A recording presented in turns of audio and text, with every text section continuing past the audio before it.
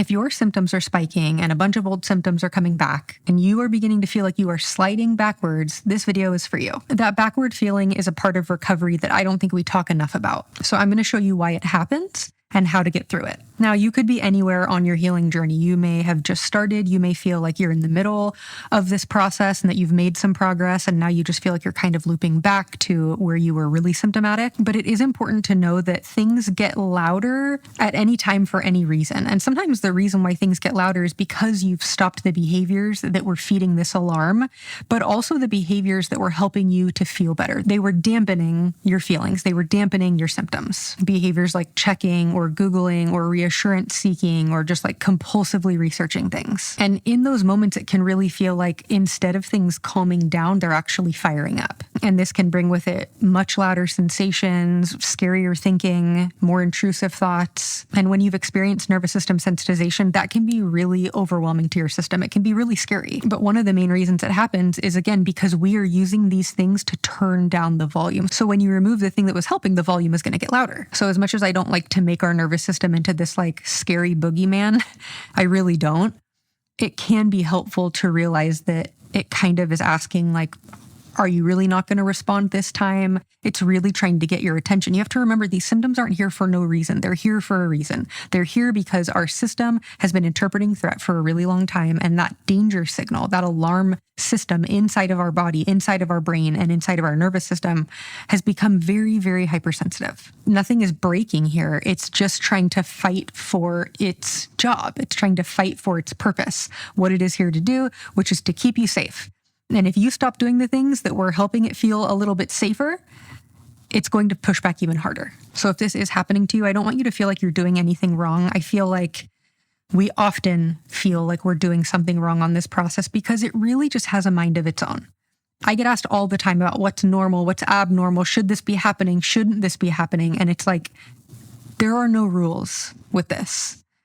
I try to keep it really simple to just understand the mechanism of what we're working with, and then we just kind of chip away at that every single day. We change our response, we change our behavior, we change our reaction, and we change what we're doing day in and day out. We're also used to determining, is this working or is it not working by, am I feeling better? Which can be such a trap in nervous system recovery. Another thing that could happen is your symptoms start moving around instead of disappearing. And this can go any matter of ways. Again, there are no rules with this. You could have physical symptoms ramp up and then ramp down, and then the mental symptoms ramp up and then ramp down. I had times where the mental symptoms completely went away, and then times where they came back with a vengeance. In fact, that's something that I've been dealing with even recently. I try to be really honest with people that I really think that this process takes a long time. It certainly takes a lot longer than we want it to. And of course, it's important to be moving in the right direction, but also to remember that life has stressors. And sometimes those stressors will take the system and crank up the volume again. The question is, how far do you fall into those old behaviors? How far do you fall into fear and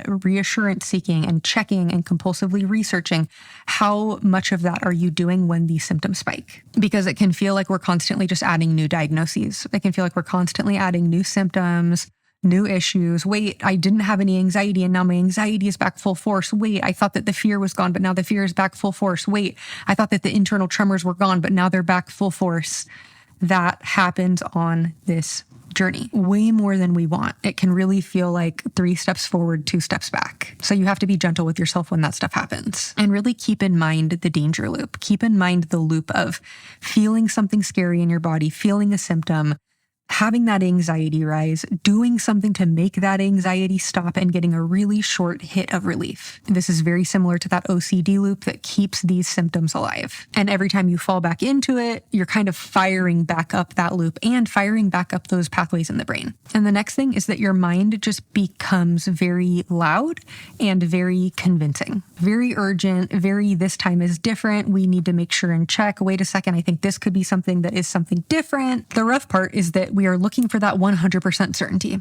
And so we try to find that any way we can. Maybe you've taken my quizzes. I have 2 quizzes that can tell you if your nervous system is sensitized or if your symptoms are being driven by a nervous system. But the problem with that is that most people, not all, but most people aren't going to believe that because we're so stuck in this cycle of certainty seeking. And we're never going to have 100% certainty. And that's really hard, especially for those of us who have those, obsessive compulsive brains, which I think far more people in the mind-body space have that brain than you may believe. These kind of things ramp up because we stop the soothing. So what do? We get back in the Facebook groups. We start looking up people that we had talked to before to see how they're doing now. We do a lot of busy work. We do a lot of things that are focused on healing and focusing on our symptoms. And we do much less about being in our life and being in the world. And you have to be really careful that responding correctly doesn't turn into a new compulsion for you. This new thing that you're monitoring. Am I doing it right? Am I not doing it right? Is this going to prevent me from healing? A lot of that time, that automatic rumination that's going on in the head, we have to allow that to be there without engaging in it. I have been there. I have been thrown back into those spirals. What if this is serious? This must be real. We need to figure it out. And it can really make you feel like, oh my gosh, I haven't made any progress. But I think that the more we talk about the fact that setbacks are normal, really feeling like you're going backwards is normal, and falling into old, behaviors that you indulged in for so many hours, days, weeks, months, years, begin to fire up this old loop. And so I want to encourage everybody to really take a long game approach to getting better, and knowing that, again, we're chipping away at it every single day with a new behavioral response, with a new way of seeing things, with a new way of thinking about things. But every time we have a setback and we go right back into that loop, we're just reinforcing it and just delaying getting back to that place that we were at before. At a certain point, you are going to have to realize that progress cannot only be determined by things looking better, by things feeling better, by things going away.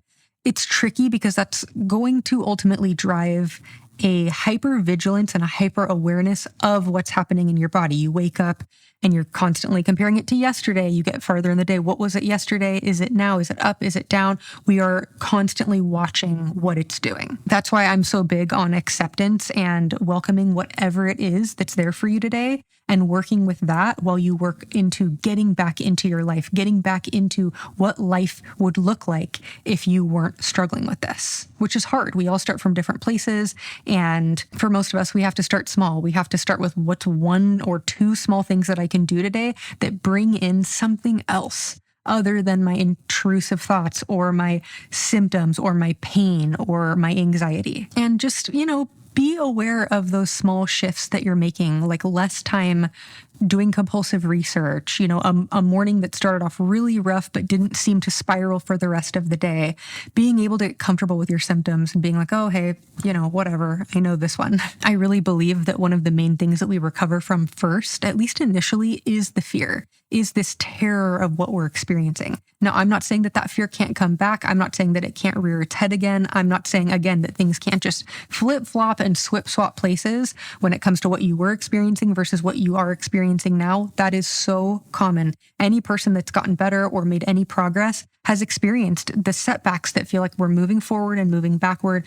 But the focus is that we know that we're putting in the work every single day to be in relation to our symptoms differently. And if the only thing that's changing is that you're handling it differently, that is an amazing place of progress and proof that you are moving forward. Because you have to think, if every time we have a symptom or we wake up or something, catches us off guard and we are freaking out every time and we're responding and we're reacting and we're taking action and we're, trying to fix and we're trying to solve and we're focusing on it, doing that any amount less is progress. That is moving forward. You have to remember that these nerves that fire together wire together. So we have to ask ourselves, what am I firing and wiring together today? Is it helping me get closer to getting better, or is it helping me get closer to going backwards? This messy middle part is a place where I think a lot of people quit. I think a lot of people start searching for something else, or they are just like, oh, I need to go figure out what type of protocol or supplement or brain retraining or whatever is going to actually help with this. But I really do believe this is a really simple system, and we use what it does as evidence that it's not working. And we use what it does as evidence that I need to find something else. And the more we do that, the more we kind of just keep hitting restart on the whole process. So let this part be boring. It doesn't need to be super jazzed up where you should be feeling like this is very exciting work. It's not. It gets boring. It gets monotonous. It gets like, oh, another day doing the same thing I feel like I did yesterday. But that is how these things go. That is the work. That's what it looks like day in and day out. You're going to have highs. You're going to have lows. You're going to feel like you haven't made any progress. That's so normal. Be careful the meaning that you put on symptoms going up. Be careful the meaning that you put on your anxiety coming back full throttle. You know what it is. you know why it's happening. If you need any support and you want to understand the mechanism of how this works, I do have a course called Soft Regulation Desensitize, where I teach you what I learned recovering from anxiety and recovering from chronic symptoms, while also being very honest that this takes time. It takes, for most people, longer than a year. And I didn't like that information at all when I was beginning this process. But the question is, how long will you give it to get better? So if you're in that messy, boring middle place where things are coming back and you're freaking out, I know, I've been there. It's challenging, but don't quit on yourself. Continue implementing what you know, continue implementing the principles of desensitizing your nervous system. And in time, at some point, you will see that those symptoms begin to settle down and you're at this new level of understanding and a new place to continue that journey. I hope this video was helpful, and I'll see you guys next time.